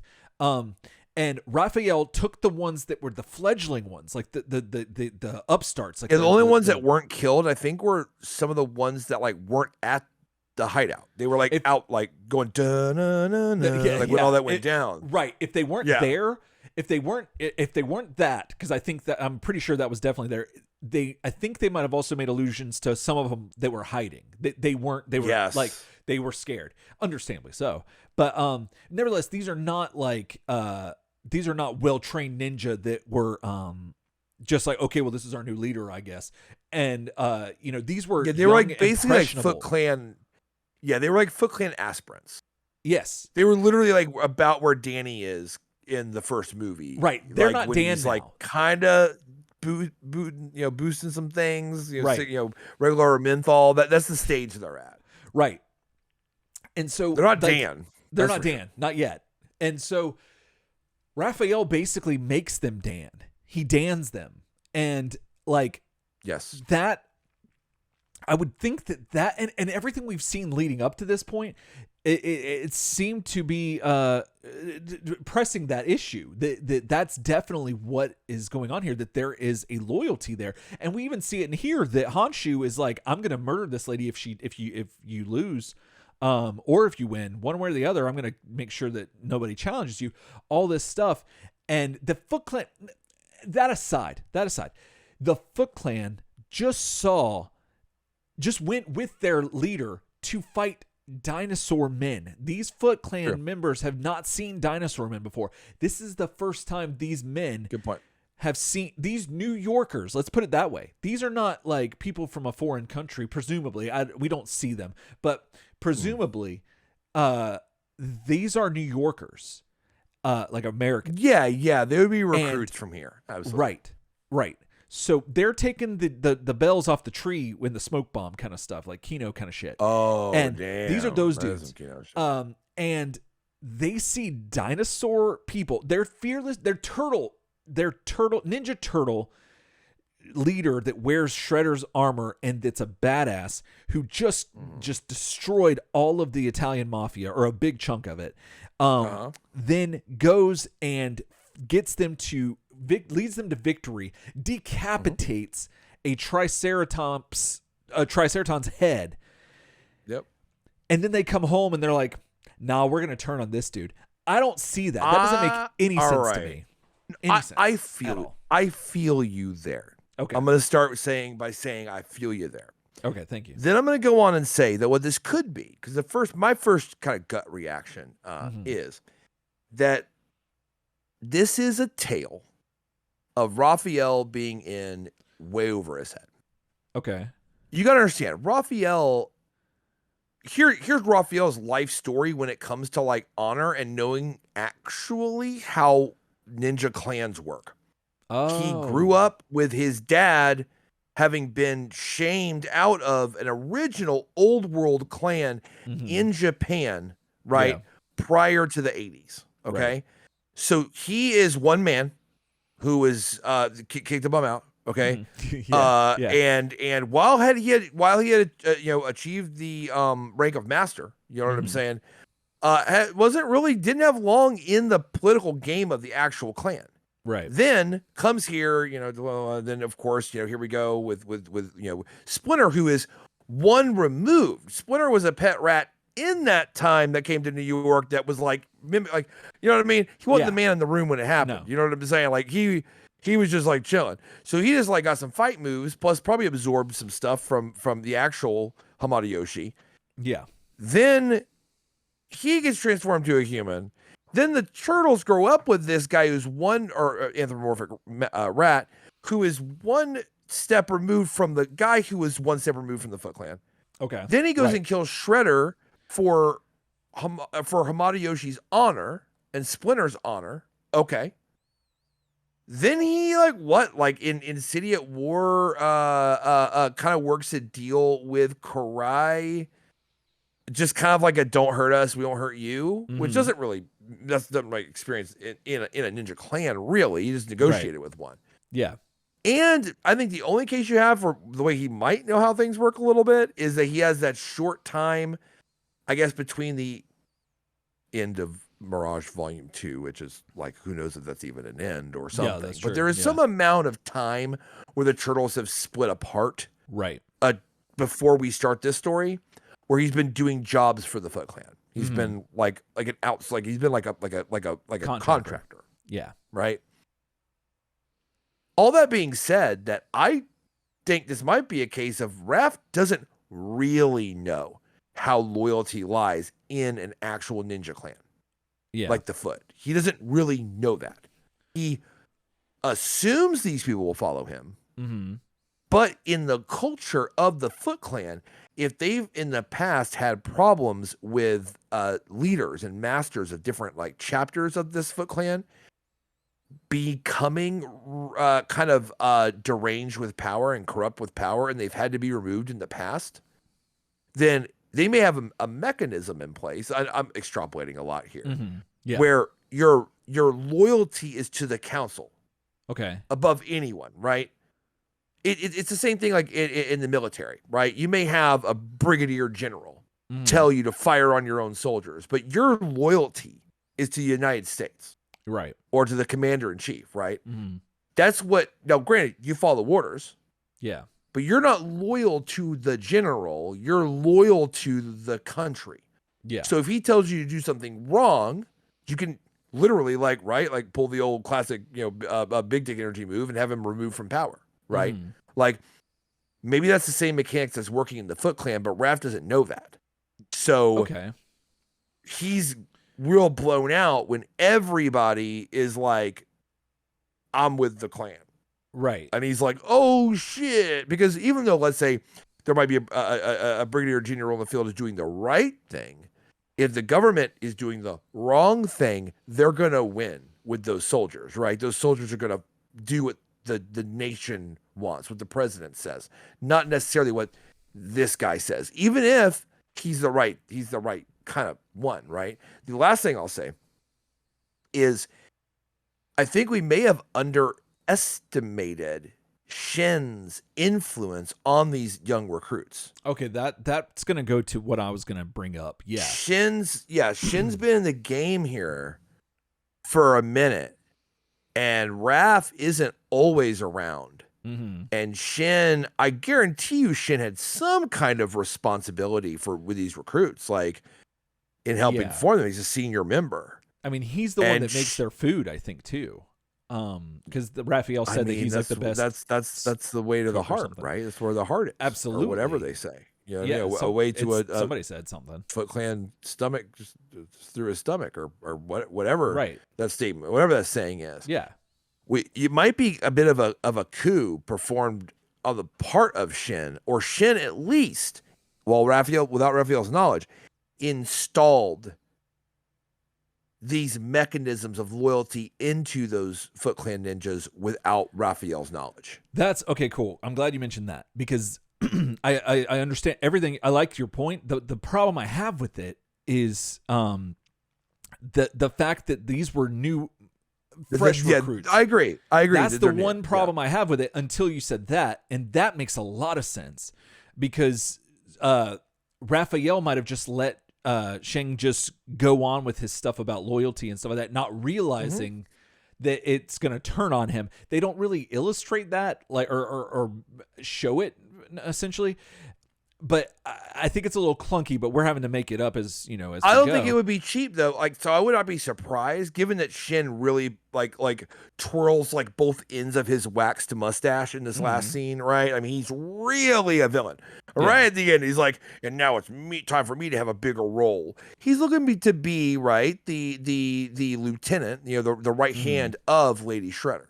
Yeah. I guess because Raphael chose Hanzo over him, that feels like that's not developed very well. Yeah, no. But I would not be. But I guess to go with your point, I would not be surprised if next issue, off the bat, Shin's like, I always wanted this power, and this is my opportunity to take it, and this is how it goes. And he explains that like, you weren't around, and I helped train these guys, and like, in the Foot Clan, like, we're loyal to the Foot Clan over our individual masters, and that's just how it is. And you don't know this because you're not really one of us, dude. Right? You're not really one of us. Not really. Like, you're not really one of us. I don't know. I see. I still think that's. I don't know. I still think that's very clunky. Like, because to going it further, not against you, just the writing itself. Your process, that makes sense, but it's just I don't think it's there really, because so they have us invested in this, right? They have us invested in this Raphael's Foot Clan, and they show no, I understand your point. They show us Raphael, like, they put a lot of time into him, like, training his Foot Clan up from the bottom and all this stuff like that, and now they're going to say that Shin performed a coup that everyone was good with. Well, I understand that, but also, you're saying it's clunky. I get that. But taking it past this part of the argument and going to the next conclusion is that Lady Shredder is here. Okay, did she show? Because Pamiko was essentially saying the same thing that presumably Lady Shredder is saying. Now, the only things that could make them probably just be like, all right, yes, is we're gonna cast our lot with this one, is that at the simultaneously, while there is a battle between the other two competing people that are vying for this legacy. One of them being someone who says, I'm his flesh and blood, more or less. So Lady Shredder would have had to have come up into this equation and say, here's my DNA sample. check it out. Here's a picture of me with him. Here's my fingerprints. Here's that. Here's a video recording of me on my birthdays where he's like giving me all this stolen shit. Like she'd have to like show something. Or is it just because she looks better in the armor than Raphael did? Like, could it be that? Like, I maybe, need to know something that. Well, remember too, this could be a coup performed by Karai. I mean, there are people that have read the next issue. They're like, what are you guys talking about? Oh yeah, in 1999. Yeah, exactly. Yeah, but it could be Karai with a little backdoor coup of her own, right? She comes back because the Foot Clan council members are like, she's like, not only is she not on the Council of Five, right? She's like excommunicated from the Foot Clan whole thing. Yeah, so like, not.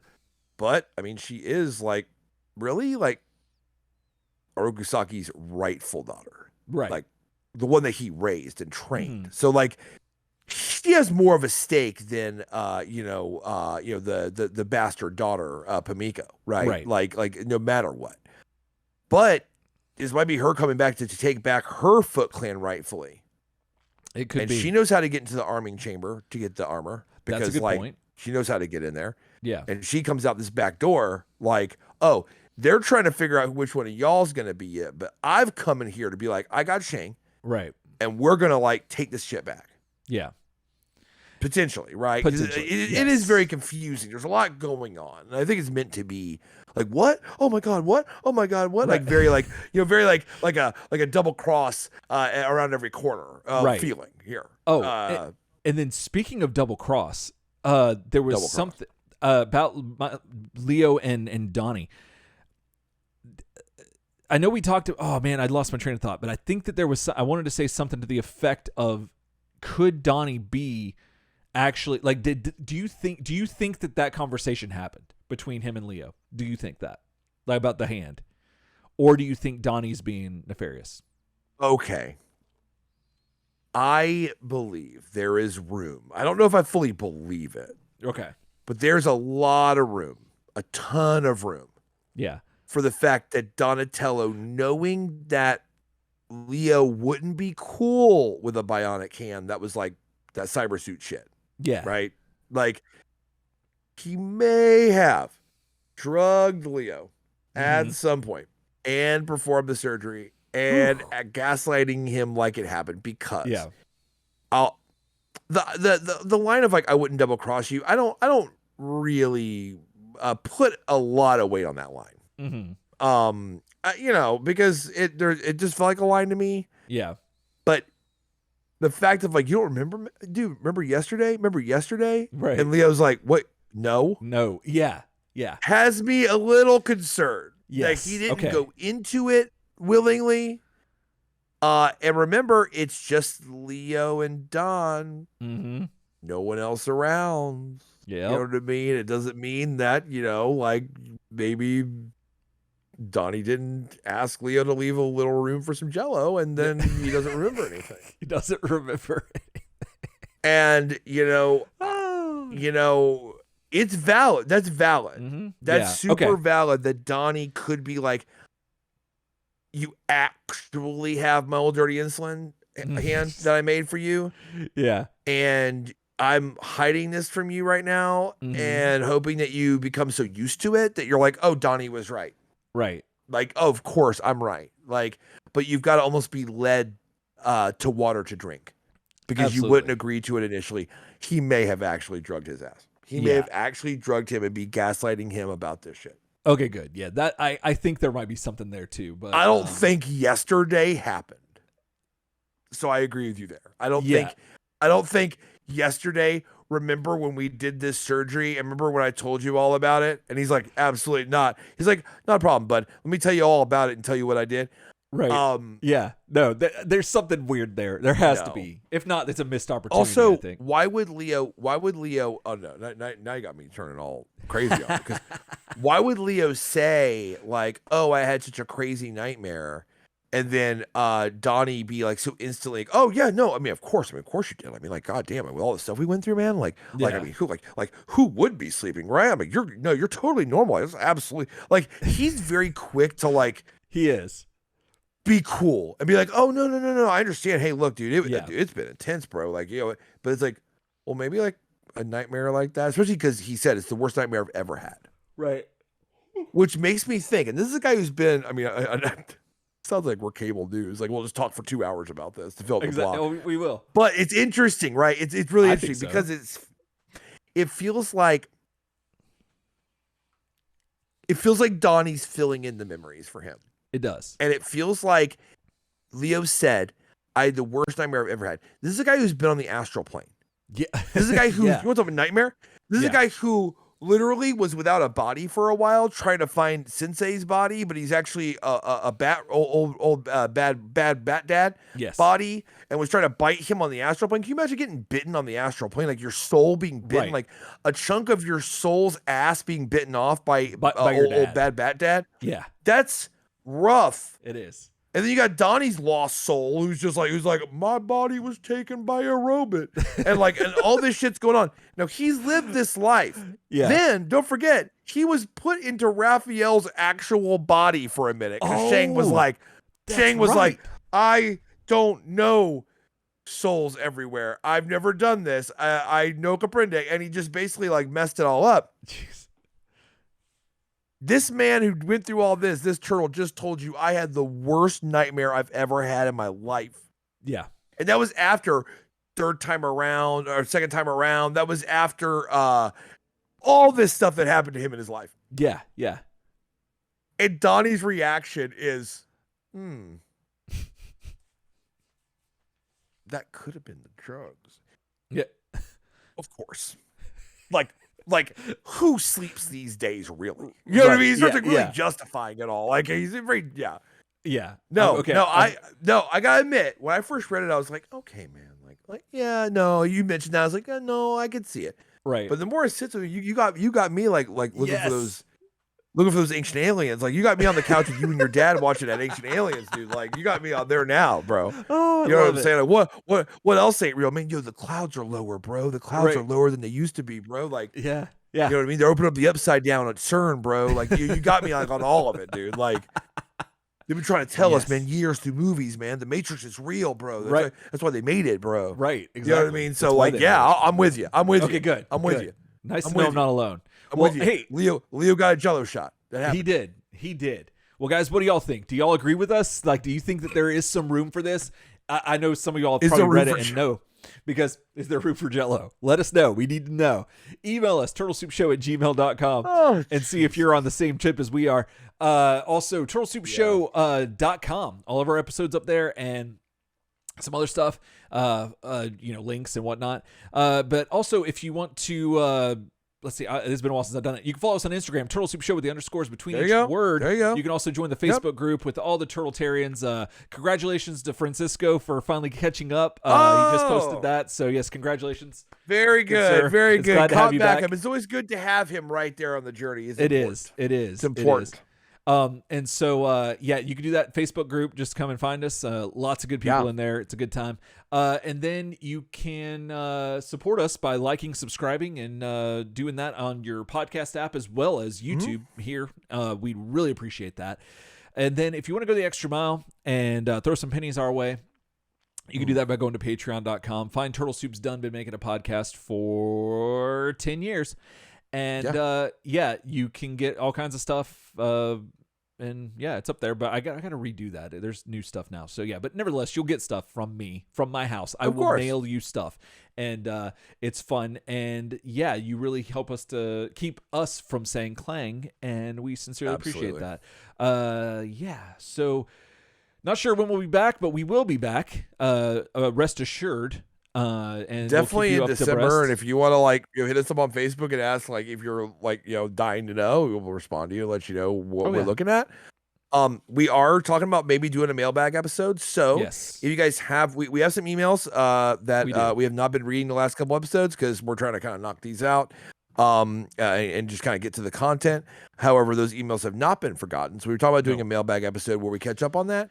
So if you have any end of the year emails, things that, you know what I mean, pertain to the journey this year that could be potentially used for a mailbag episode, or potentially maybe used for, like I said, basically volume whatever, volume a million, send those in for sure. But we haven't forgotten about you if you have an email in, and we are definitely going to get to those emails. But right now we're just kind of trying to make it through this. Indeed. Well, all right, everybody. Well, thanks again, and until next time. Else time.